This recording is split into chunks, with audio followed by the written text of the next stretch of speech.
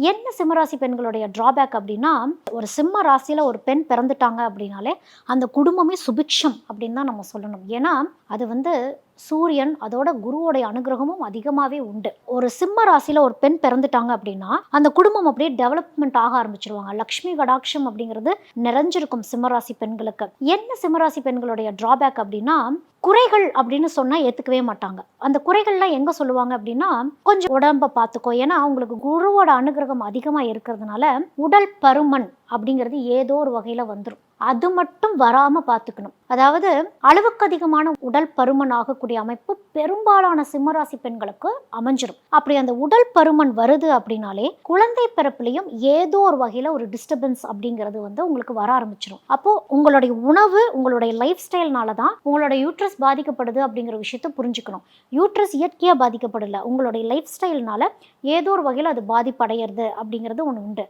அதே மாரி சிம்மராசி பெண்கள் வந்து உங்களுக்கு லவ் மேரேஜ்ங்கிறது செட் ஆகும். ஆனா, அவ்ளோ சீக்கிரம் லவ் பண்ண மாட்டாங்க சிம்மராசி பெண்கள். ரொம்ப ரொம்ப சூஸி.